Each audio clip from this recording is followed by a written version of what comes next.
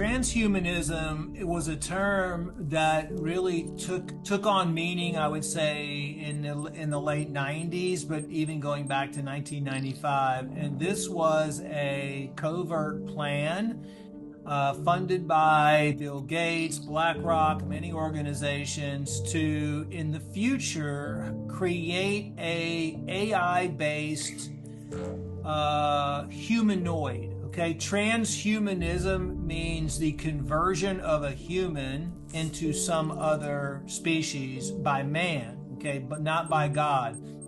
So their definition, according to Klaus Schwab, the World Economic Forum, and the powers that are running the world, is to use nanotechnology to create a human 2.0, which would be a half human, half machine cyborg that can be connected to the cloud, that can be connected to AI, that can be controlled by electromagnetic frequencies via all the cell phone towers and all of the routers in your home and the blue lights, etc.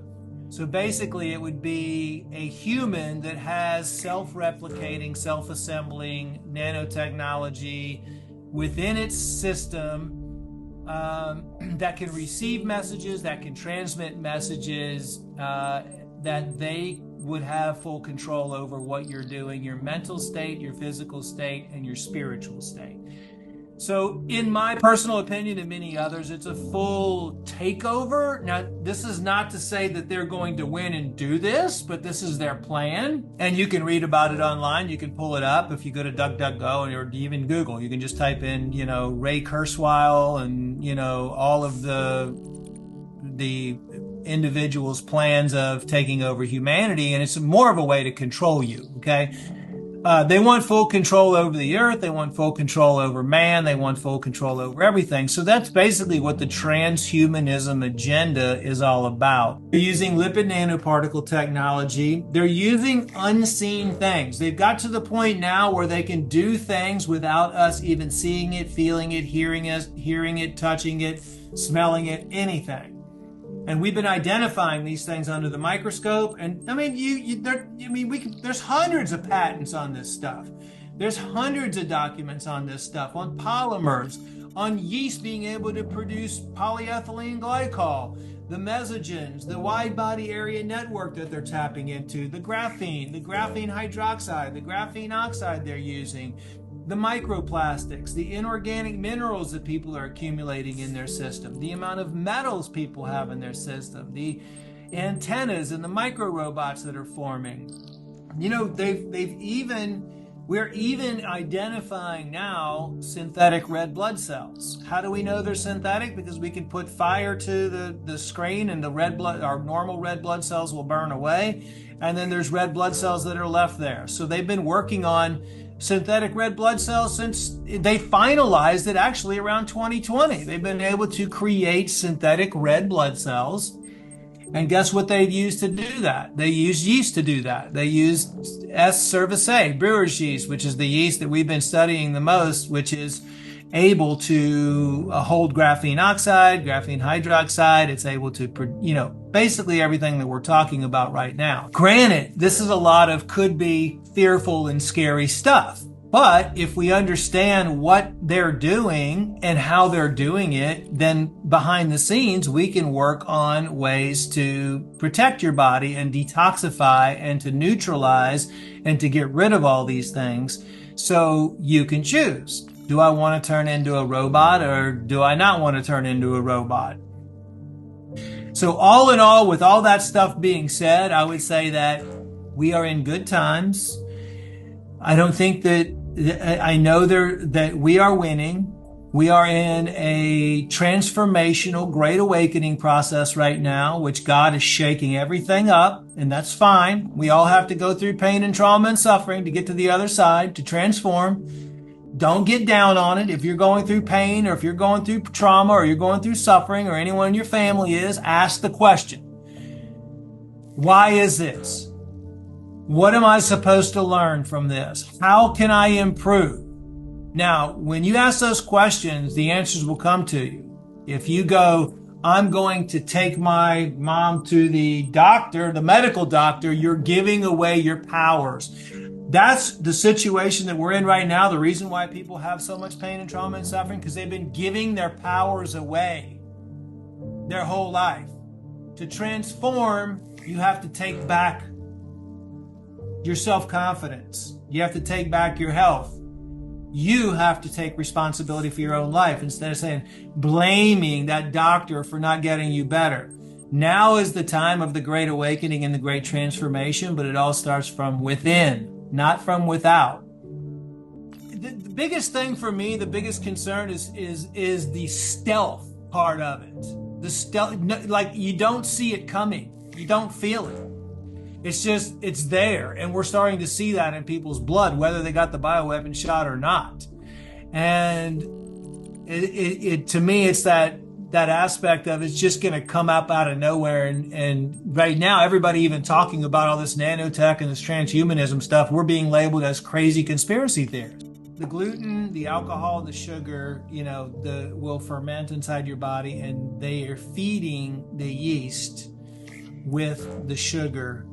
And the brewer's yeast, for example, which is contained in alcohol, secretes alcohol as a byproduct and does more damage to the liver. I mean, think about the damage sugar does to the liver. Think about the damage alcohol does to the liver. Think about the damage all the chemicals and toxins do to the liver. It's estimated now that the phase 2 detoxification system, phase 1 and phase 2 detoxification system in people's livers are only working at 10 to 15%. And honestly, I don't even think in most people they're working even that much. Control, the ability for them to completely control your mind, your physical body, and I don't believe they can ever take over your soul, but the mind really has so much to do with everything. It's becoming that like half cyborg. That's kind of like, and especially they're doing it without anybody's consent. Okay, they're spraying the stuff in the air, they're putting it on the food, they're putting it on the water.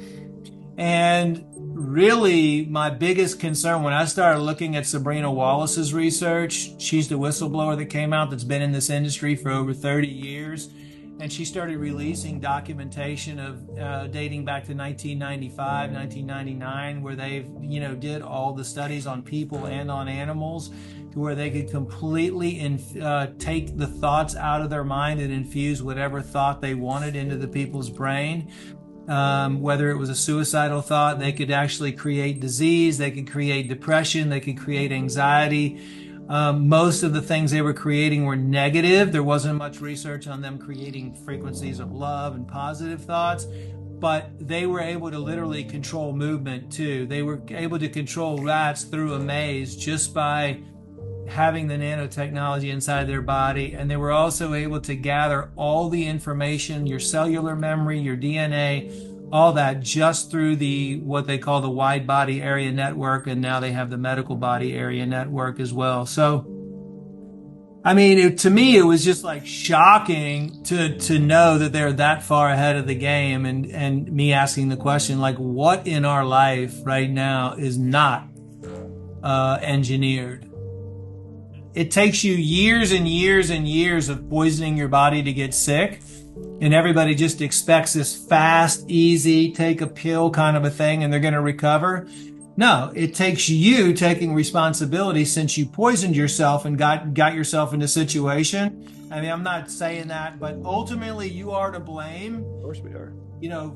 For everything that happens within yourself, and you taking responsibility to then give yourself that hope and that confidence to get better and actually do it is a whole nother thing. And then you will be able to heal yourself.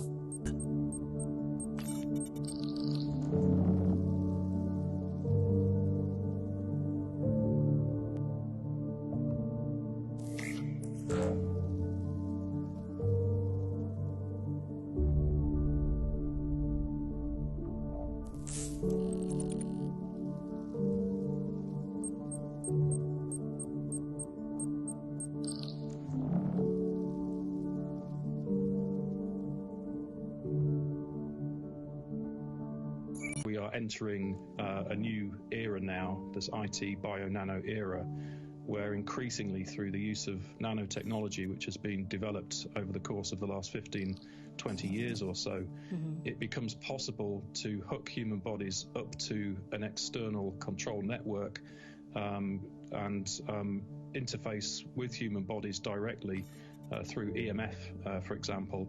Now, the possibilities of this are actually quite terrifying, because what it means is that you can track and trace everybody at all times in all places, and they'll never be able to get away. Or in theory, you could target them for remote control assassination, or possibly even torture, as the targeted individual's community is at pains to stress.